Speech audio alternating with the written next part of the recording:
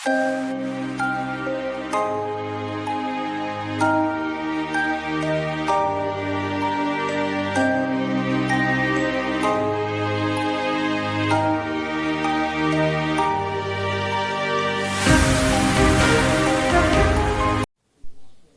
बच्चों। जिन बच्चों ने 11वीं कक्षा में विज्ञान विषय को चयनित किया है उनके लिए विज्ञान से संबंधित परिचर्चा आज की कक्षा में हम देखेंगे। आइए शुरू करते हैं। तो बेसिकली विज्ञान है क्या? जिन बच्चों ने विज्ञान विषय को चयनित किया है उन्हें सबसे पहले ये पता होना चाहिए विज्ञान है क्या, इसे कैसे परिभाषित करेंगे और इसका इतिहास क्या है। जैसे मान लेते हैं मेरे पास एक ये वस्तु है। अगर मैं इस वस्तु को ऊपर से नीचे की ओर गिराता हूं, अगर मैं इस वस्तु को ऊपर से स्वतंत्रता पूर्वक छोड़ता हूं तो ये वस्तु अचानक से नीचे की ओर आती है। तो हमने क्या किया? एक क्रियाकलाप किया। इस क्रियाकलाप को देखकर हमने देखा कि ये बार बार वस्तु नीचे आ रही है। तो ये नीचे क्यों आ रही है, इसके पीछे क्या कारण है, क्या रीजन है, उसको हमें जानना है या जानने की जिज्ञासा रखनी है। वही विज्ञान है। तो बेसिकली जो विज्ञान की परिभाषा होती है वह है किसी चीज को जानना या जानने की जिज्ञासा करना। किसी चीज को जानना या जानने की जिज्ञासा करना, ये विज्ञान है। KNOWLEDGE, knowledge. तो सबसे पहले हम देखेंगे कि विज्ञान जो शब्द है वो कहां से आया। लैटिन भाषा में एक शब्द है जो है साइंटिया, SCIENTI, साइंटिया या साइंशिया। लैटिन भाषा के शब्द साइंशिया का जो मीनिंग है वह है जानना, टू नो। इसका मतलब जो हमारे चारों तरफ कोई भी क्रियाकलाप है या जो घटना है वो घटित हो रही है, उसके पीछे क्या रीजन है, उसके रीजन को जानना या जानने की जिज्ञासा रखना, वही हमारा विज्ञान है। तो यह लैटिन भाषा के साइंशिया शब्द से संबंधित है। संस्कृत भाषा में इसका संधि विच्छेद वी प्लस क्या धातु प्लस लुट प्रत्यय से होता है। तो बेसिकली विज्ञान, भौतिक विज्ञान, रसायन विज्ञान, गणित विज्ञान, जीव विज्ञान, राजनीति विज्ञान, भूगर्भ विज्ञान, तो कोई भी विषय है वो विज्ञान है। किसी विषय को जानना और जानने की जिज्ञासा रखना। हमारा जो सब्जेक्ट है वह है भौतिक विज्ञान। भौतिक विज्ञान, फिजिक्स।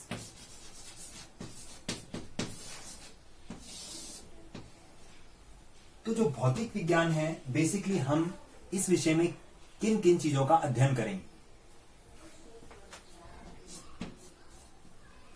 ग्रीक भाषा का एक शब्द है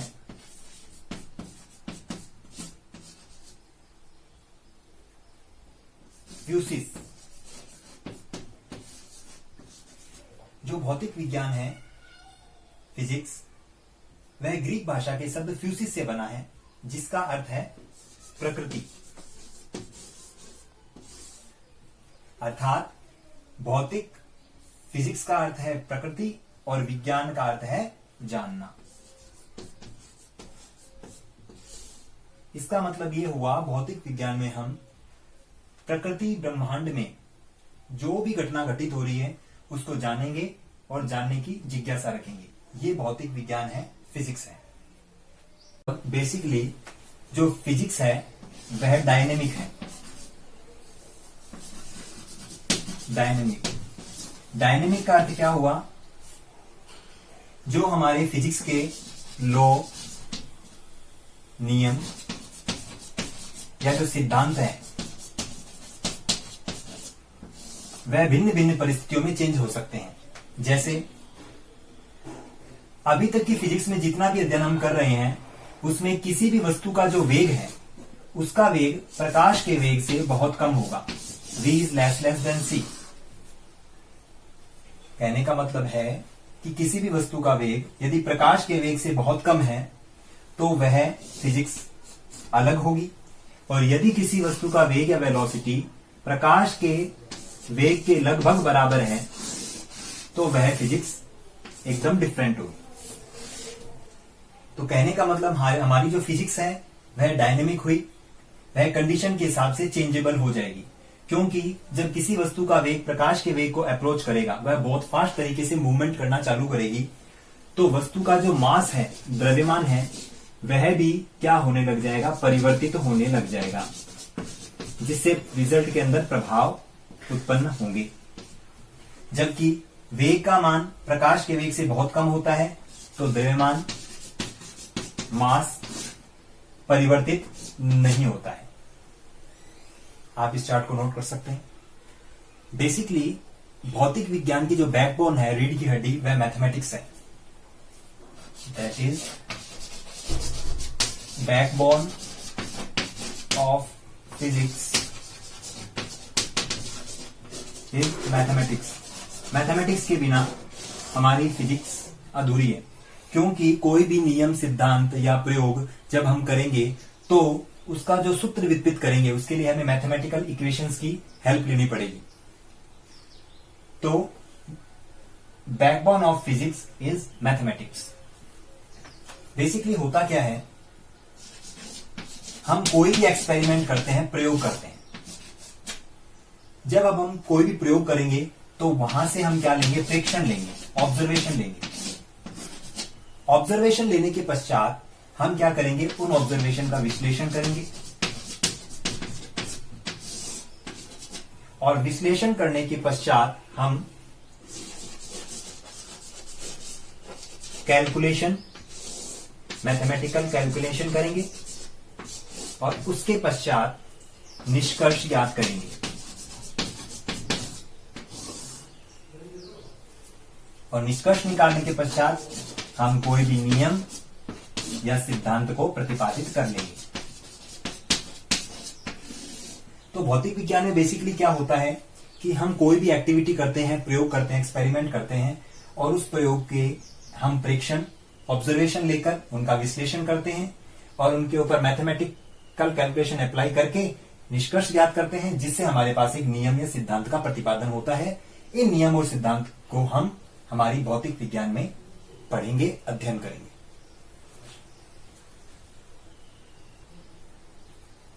जो हमारी फिजिकल एक्टिविटीज है, भौतिक क्रियाएं या भौतिक क्रियाकलाप, इन्हें हम दो प्रकार से डिवाइड करेंगे या इनका अध्ययन करेंगे। जैसे देखिए, एक है यूनिफिकेशन और एक है रिडक्शनिज्म।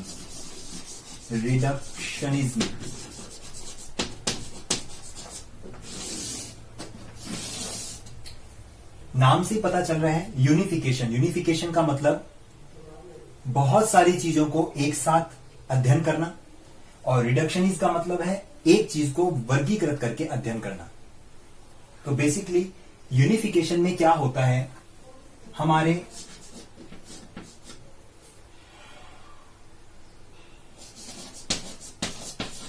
अनेक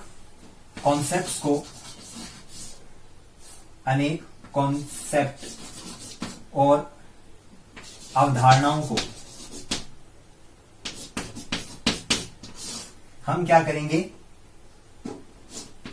एक सिद्धांत से समझाएंगे या एक नियम से समझाएंगे। जबकि रिडक्शनिज्म में क्या होगा, एक घटना को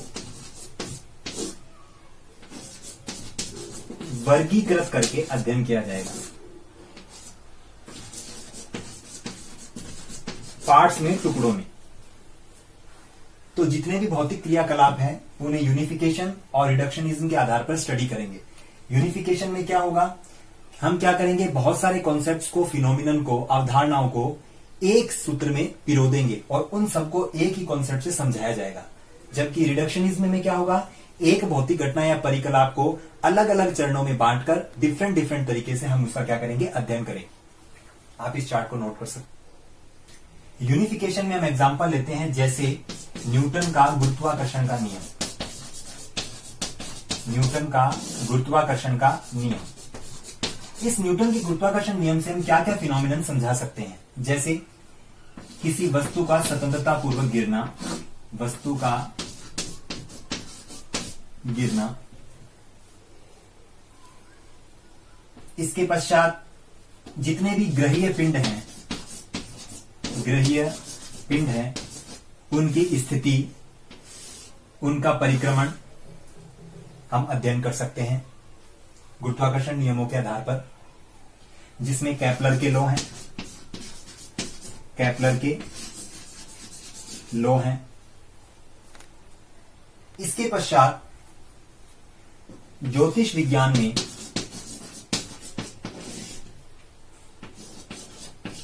जो ग्रह नक्षत्रों की स्थिति है, ग्रह नक्षत्र की स्थिति है, उनका प्रभाव है, वह भी हम गुरुत्वाकर्षण के नियम से समझा सकते हैं। तो बेसिकली हमने क्या किया, यूनिफिकेशन में भिन्न भिन्न भौतिकीय घटनाओं को हम गुरुत्वाकर्षण नियम के आधार पर समझा सकते हैं। यह यूनिफिकेशन का एग्जाम्पल है। यूनिफिकेशन में एक एग्जाम्पल और है ऊर्जा संरक्षण का नियम, एनर्जी कंजर्वेशन, ऊर्जा संरक्षण। अब इस ऊर्जा संरक्षण से हम किन किन बेसिक फिनोमिनन को समझा सकते हैं। 10वीं क्लास में आपने पढ़ा है लेंज का नियम।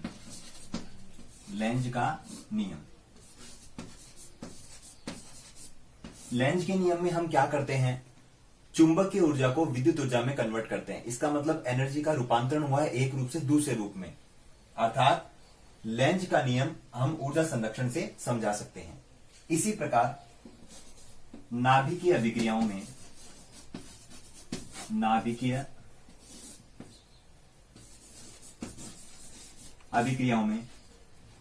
अभिक्रिया से पहले और अभिक्रिया के पश्चात जो ऊर्जा है वो संरक्षित रहनी चाहिए। तो नाभिकीय अभिक्रियाओं को भी हम ऊर्जा संरक्षण से समझा सकते हैं। थर्ड एग्जांपल,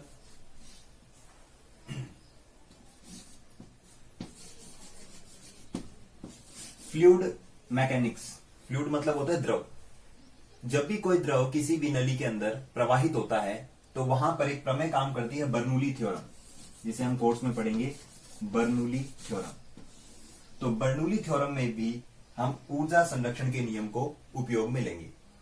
तो यूनिफिकेशन का मतलब क्या हुआ, अलग अलग बेसिक फिनोमिनन को हम ऊर्जा संरक्षण से समझा सकते हैं। आप इसे नोट कर सकते हैं। इसके बाद रिडक्शनिज्म का एग्जांपल लेते हैं। रिडक्शनिज्म का मतलब हमने बताया था, कोई भी जो आपका एक्सपेरिमेंट है, प्रैक्टिकल है, उसका अध्ययन हम छोटे छोटे टुकड़ों में बांटकर उसको करेंगे। जैसे फॉर एग्जांपल मान लेते हैं कि एक बुलेट से, एक बंदूक से मैंने क्या किया, बुलेट को फायर किया।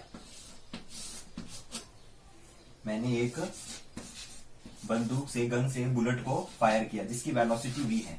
इसका मतलब जब हम इसका ट्रिगर ऑन करेंगे तो ये जो बुलेट है वो v वेलोसिटी से आगे मूवमेंट करेगी, आगे गमन होगी। अर्थात इसमें क्या आया, संवेग आ गया, मोमेंटम।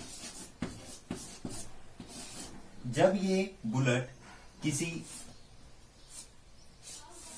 वस्तु से टकराती है, मान लेते हैं ये एक हल्की वस्तु है और इससे ये टकराती है, तो ये अपनी ऊर्जा इसको ट्रांसफर करेगी,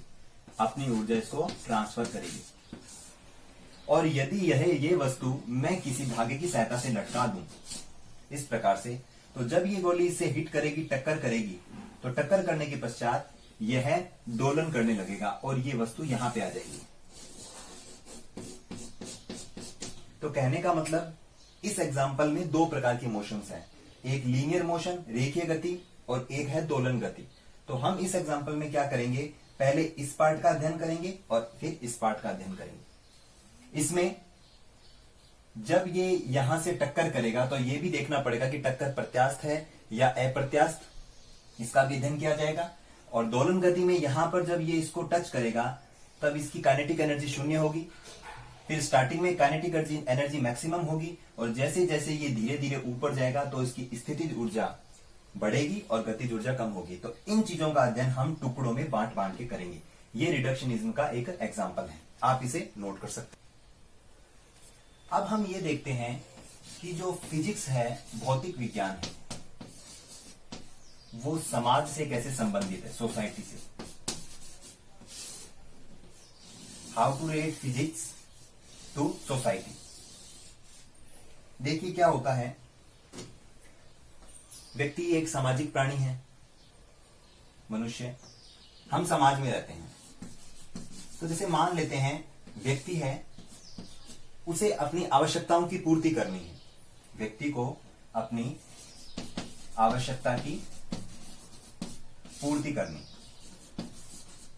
और आवश्यकता की पूर्ति भी इस प्रकार से करनी है कि कोई भी जो चीज हम बनाएंगे या निर्मित करेंगे उसमें लागत कम हो और आउटपुट अच्छा हो।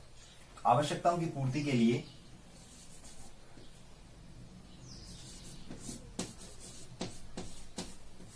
कम लागत और अच्छा आउटपुट हमें प्राप्त हो, ऐसी तकनीकी का विकास हम करेंगे।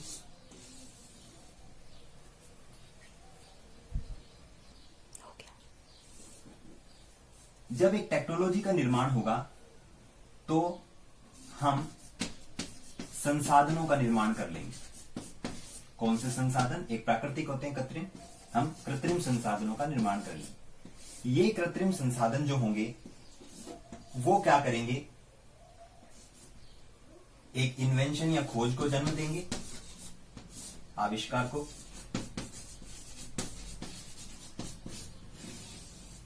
और ये जो आविष्कार या खोज की गई है वो किसके लिए की गई है? व्यक्ति के लिए। तो इस प्रकार से हमारे पास एक चक्र प्राप्त होता है जिसे हम कह सकते हैं कि हमारी जो फिजिक्स है, विज्ञान है, भौतिक विज्ञान है, वो सोसाइटी को क्या दे रही है।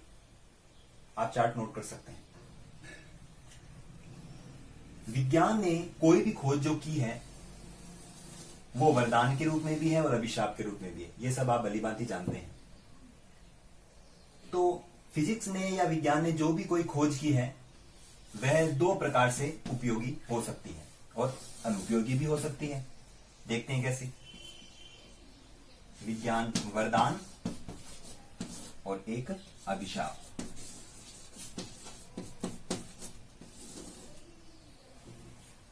इसमें देखते हैं हम, आज के टाइम में हम मोबाइल का यूज ले रहे हैं। मोबाइल एक यंत्र है जिसकी सहायता से हम दूर बैठे व्यक्तियों से परिचर्चा कर सकते हैं, भावनाओं का आदान प्रदान कर सकते हैं, वीडियो, पिक्चर्स जो भी है ये सब आपको पता है। अब ये जो मोबाइल है ये बेसिकली किस पर काम कर रहा है? इलेक्ट्रोमैग्नेटिक वेव पर काम कर रहा है। अब मोबाइल को वर्क कराने के लिए इलेक्ट्रोमैग्नेटिक वेव जरूरी है। ये एक इन्वेंशन थी, खोज थी, जो हर्ट्ज नाम के साइंटिस्ट ने खोजा था इसको। बट इसका उपयोग तो ये हो गया, बट रियल में देखें तो इसी मोबाइल का जो अभिशाप है, वरदान है, यह क्या कर रहा है कि हमारी शारीरिक क्षमताओं को कम कर रहा है। शारीरिक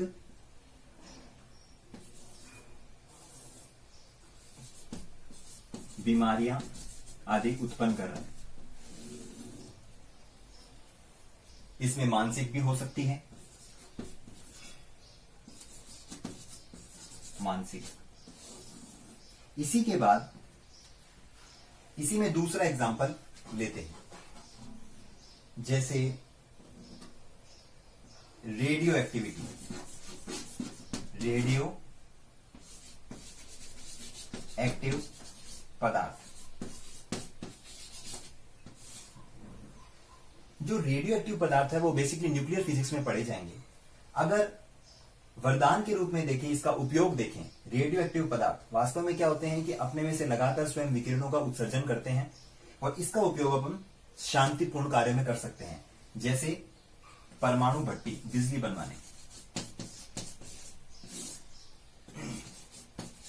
परमाणु भट्टी, न्यूक्लियर रिएक्टर। जबकि इन्हीं रेडियोएक्टिव पदार्थ थे, हम क्या कर सकते हैं, अगर अभिशाप के रूप में देखें तो अशांतिपूर्ण कार्यों में हम परमाणु बम का निर्माण करते हैं। परमाणु बम, जिससे काफी जान मान की हानि होती है। आपको पता है हिरोशिमा और नागासाकी पे जब ये परमाणु बम गिराया गया था विश्व युद्ध के दौरान, तो उसके जो प्रभाव आज तक देखने को मिलते हैं। तो जो भी खोज इन्वेंशन हो रही है उसके दो पहलू हो सकते हैं, एक पॉजिटिव में और एक नेगेटिव में। वो हम पर डिपेंड करता है कि हम उसे किस प्रकार से उपयोग में लेते हैं। आप नोट कर सकते हैं। अंतिम रूप से हम आज ये देखेंगे कि जो हमारा फिजिक्स सब्जेक्ट है वो किन किन सब्जेक्टों से संबद्धता रखता है। फिजिक्स सब्जेक्ट किन किन सब्जेक्टों से संबद्धता रखता है। सबसे पहले तो मैंने उस दिन आपको बताया था कि जो मैथमेटिक्स है, mathematics is the backbone of physics. तो जब भी हम किसी भी खोज को, इन्वेंशन को, किसी सूत्र को विकसित करेंगे तो उसमें मैथमेटिक्स कैलकुलेशन के जरिए हम उसको विकसित करेंगे। तो फिजिक्स के अंदर मैथमेटिक्स का बहुत ही योगदान है। फिजिकल केमिस्ट्री, फिजिकल केमिस्ट्री में बहुत सारे बेसिक फिनोमिनन होते हैं, जैसे उत्प्रेरक से संबंधित। जब कोई रासायनिक अभिक्रिया संपन्न होती है तो उसको तीव्र गति से संपन्न करवाने के लिए हमें उत्प्रेरक की आवश्यकता होती है। उत्प्रेरक या कैटलिस्ट उसको तीव्र गति से संपन्न कराता है। तो हम यहाँ पे पृष्ठीय रसायन का जो कॉन्सेप्ट है वो फिजिकल केमिस्ट्री के अंदर अध्ययन करेंगे, जो फिजिक्स से ही संबंधित है। Next, microbiology and biotechnology.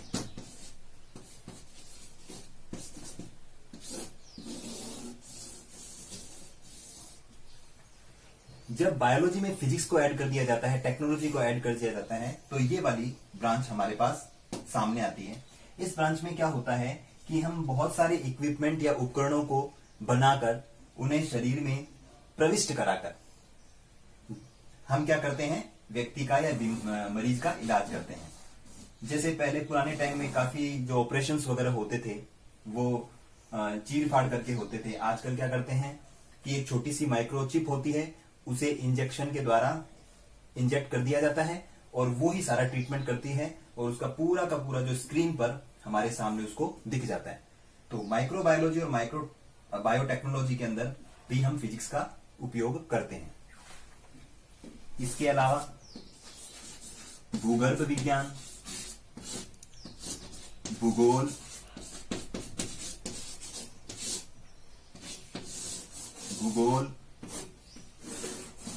भूगर्भ विज्ञान और अंतरिक्ष विज्ञान।